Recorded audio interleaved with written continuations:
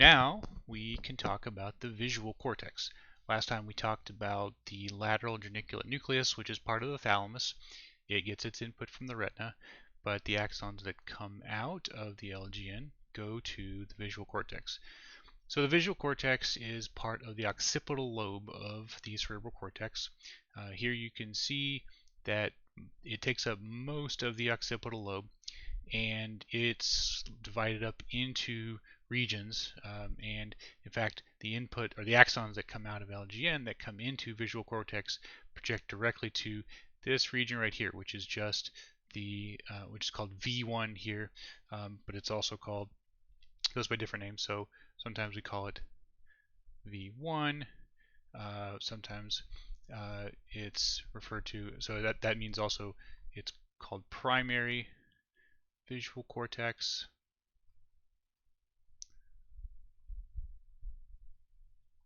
Sometimes you'll hear it called striate cortex.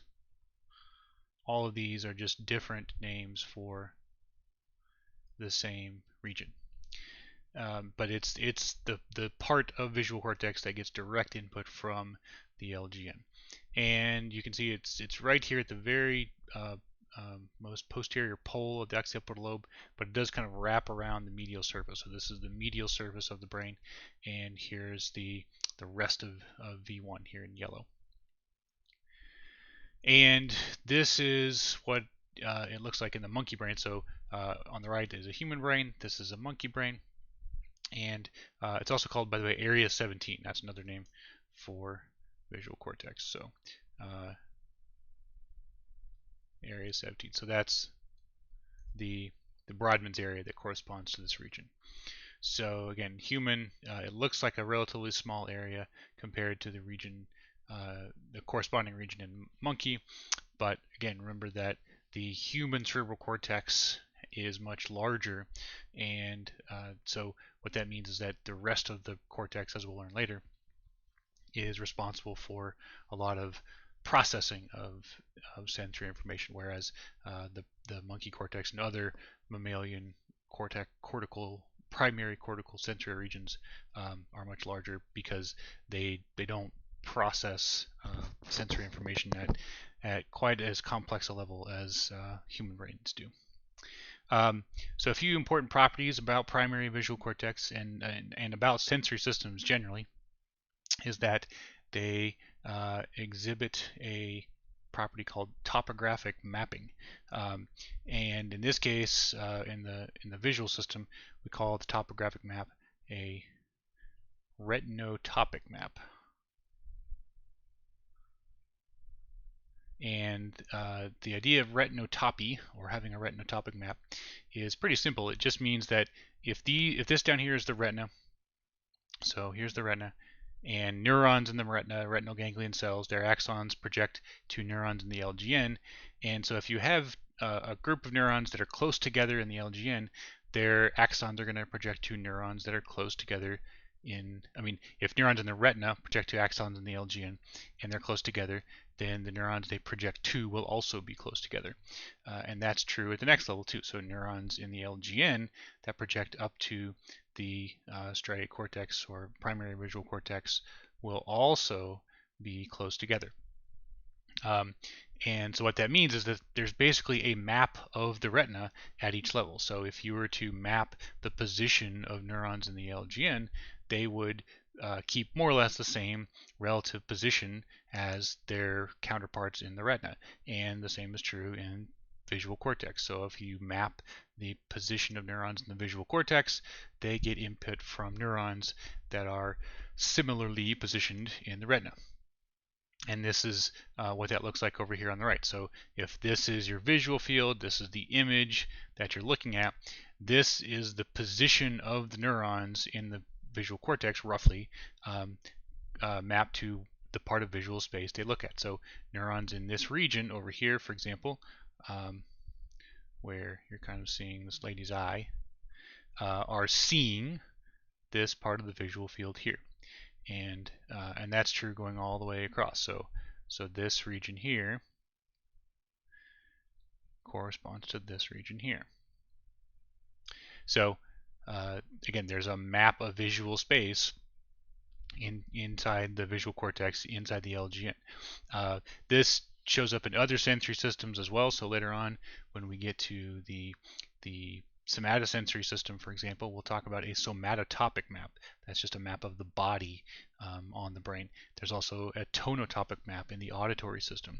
So this property of having the spatial arrangement of the neurons in a sensory system map out some sort of information about the stimulus. In this case, it's very simple. It's just the position of the neuron corresponds to a position on the retina, which in turn corresponds to a position in the visual field. The reason that's interesting is because it doesn't have to be that way. So the axon's coming out of the retina. So without retinotopy, for example, you can imagine these neurons, instead of projecting in a nice orderly way to the neurons in the LGN, when they come out of the retina, they can go wherever they want. So maybe this one goes here, maybe this one goes here, maybe this one projects up here, and it's all just sort of random. Same thing here. So maybe these neurons just start projecting wherever they feel like, and there's no particular order to it. But that's not the way the visual system and really any of the sensory systems is organized. So that's an important developmental property of the brain that we will hopefully get to talk about at some point. Now, the primary visual cortex is like pretty much every other part of cerebral cortex in that it is made of layers, 6 layers to be precise, of neurons, which you can see here. Actually, really layer 1 does not contain neurons. It's mostly just dendrites, but the other layers all have different types and concentrations of neurons. That's how they are identified.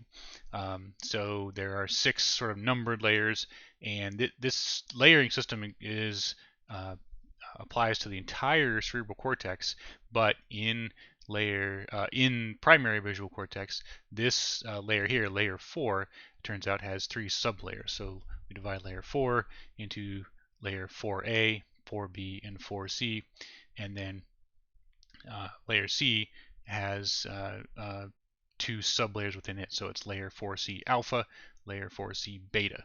Now this can start to get confusing because we're using Roman numerals to refer to the different layers, but we also are using nomenclature like V1. So when I say V1, for example, the number 1, that's again primary visual cortex. And when I say layer 6, like this, that's a layer of visual cortex, or a layer of the cortex. So just gets confusing pretty easily. Sometimes, if I remember, I'll write the number 1 like this, but sometimes I'll forget and just write a straight line to represent the number 1. So you kind of have to know from context what I'm talking about. Anyway, the reason it's also important to note these sublayers, that it turns out that this layer right here, layer 4C, is the main input layer for visual cortex. So this is what the different layers, what the cells in the different layers look like. That's again how we denote the different layers, is the different types of neurons. So layers, layer 3, layer 4B, and layer 5 and 6, for example, all have these big pyramidal neurons. And the smaller layers, like layer 4C, layer 4A, they have the small spiny stellate neurons.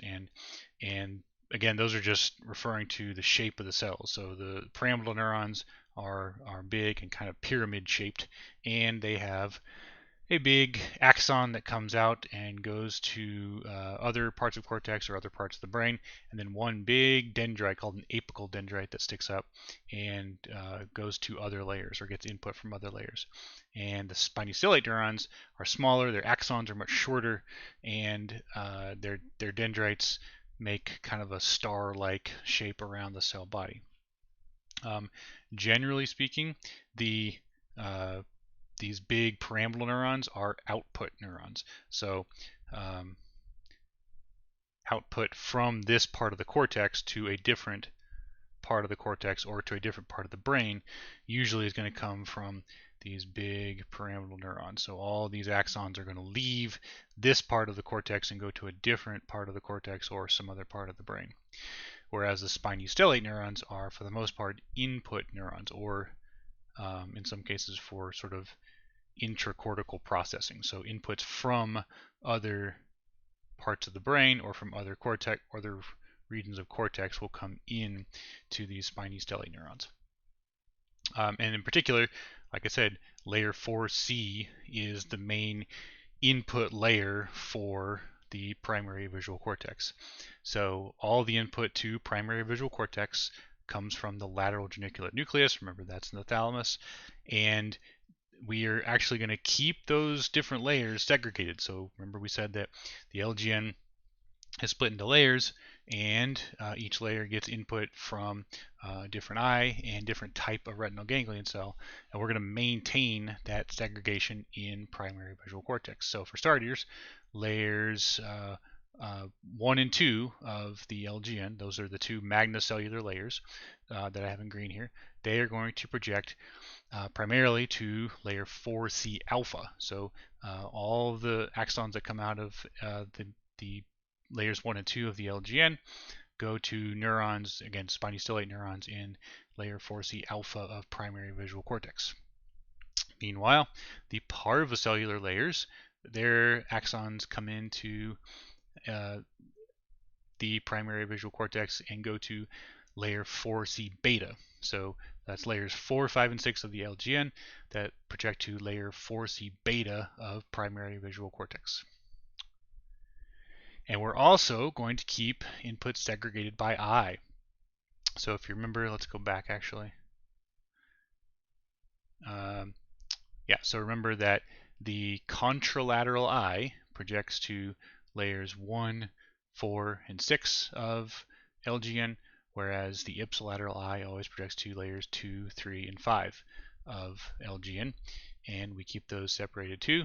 So layers 1, 4, and 6, remember those are the contralateral inputs, and layers 2, 3, and 5 are ipsilateral. Now, of course, everything's ipsilateral from the LGN to the primary visual cortex. There's no crossing, but because there are two sets of inputs to the LGN, they keep separate all the way up to primary visual cortex. So within layer 4C alpha and 4C beta, you have neurons that get input only from one eye or the other. So here, this set of neurons, they're getting their input from the ipsilateral eye. So they're getting input from layers 2, 3, and 5, whereas neurons in this group, they're getting their input from layers 1, 4, and 6. And because, and it's not by accident that I drew them this way, kind of stacked on top of each other, because that's how they're arranged in primary visual cortex. So any two neurons or any group of neurons that get input from the same eye will tend to be stacked on top of each other in different layers of primary visual cortex. So what we call this structure, this arrangement where you have neurons like this, is called an ocular dominance column. So this region where you have neurons stacked on top of each other like in a column, if they all get input from one eye, then we call this region an ocular dominance column. And in this case, it would be an ipsilateral ocular dominance column, and then right next to it you would have a contralateral ocular dominance column. So the word ocular means referring to one of the eyes, dominance meaning that these neurons, their input is dominated by one eye versus the other. And again, we call it a column because they're stacked on top of each other in different layers. Ocular dominance columns are actually pretty easy, relatively, to demonstrate. So you can, of course, take electrical recordings from neurons in the brain, but you can actually see them. So this is an experiment where they took a radioactive tracer. It's actually an amino acid called proline, but after they injected it, it gets carried by axons that are part of the retinal ganglion cell neurons, and they go to the LGN, and then the LGN neurons pick it up. It actually crosses the synapse, and then those neurons send their axons to primary visual cortex, and then the neurons that synapse with those LGN neurons then also pick up the dye. So over here, this is kind of a cartoon that shows the ocular dominance columns. These little blue stripes are columns of neurons within layer 4. So again, this is layer 4, and these blue neurons presumably are the location of cells that got their input from one eye, and then the unstained regions are the neurons, presumably, that get their input from the other eye. So these are called ocular dominance columns. So if they did it this way, if they injected the tracer into the left eye, and if they are looking at this pattern in the right brain, then this would be staining that came from, or these are neurons that get their input from the left eye. These would be inputs from the right eye. So this would be a left ocular dominance column and a right ocular dominance column. And then, so after we leave layer 4, so layer 4, remember, is the main input layer to the primary visual cortex. So we're keeping the different layers of the LGN segregated and different eyes segregated until you leave layer 4. So the neurons in layer 4, their axons go up into higher layers, including layer 3 and layer 4B. And in fact, the 4C alpha neurons project primarily to layer 4B, and the layer 4C beta neurons project primarily to actually kind of layers 2 and 3. In this part of cortex, layers 2 and 3 are not as easily distinguishable as they are in other regions of the cortex. But then these neurons, it turns out, get binocular input. So when we say they're binocular, that means these neurons get their input from both eyes. So these neurons get input from both the left and right side, although we're still keeping the different types of input separate. So we still have the magnocellular and the parvocellular input separate from each other. Now we're combining the input from the different eyes to have binocular input. Remember the whole point of binocular input, so these would be neurons that are seeing the same image from the two different eyes. That we have two eyes that face forwards, but and so they both basically see the same image. So if we go back, these two eyes are seeing basically the same image, but just from slightly different angles. And the reason that's important is because it allows your brain to sort of perceive depth by taking the two images from the different eyes and combining them together. And so these neurons in layer 4B and layer 3 of primary visual cortex are the first neurons, or the lowest level neurons, in the visual system to get binocular input and to perhaps start processing depth information from an image. So our ocular dominance columns are gone now.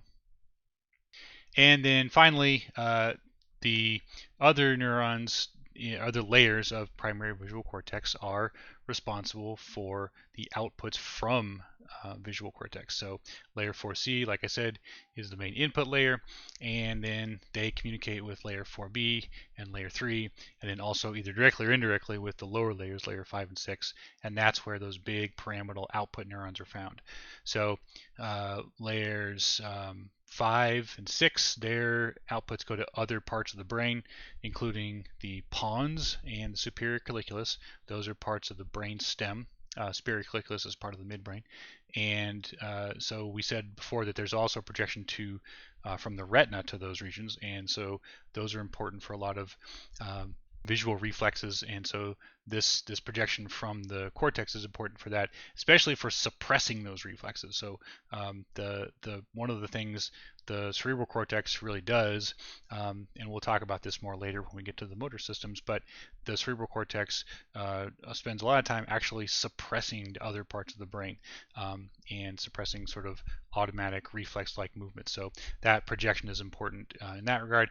There's also a projection from layer 6 back to the LGN. And so remember, the LGN is the structure that sent input to primary visual cortex. So this is an example of a loop where you have one structure sending axons out to another structure, and then that structure sending axons right back. These kinds of circuits are important for a lot of different things, especially certain pathways that require feedback inhibition. So this is the cortex's way of sending signal back to the LGN, for example, to sort of modulate the input if it say became overwhelmed. But the important ones are layers 3 and 4B, because these neurons or their axons are going to go to other cortical areas, in particular what we call the extrastriate areas. These are parts of the visual cortex other than V1 that are going to be important for processing higher level aspects of an image. All right, next time we will talk about some of the special properties of neurons in visual cortex.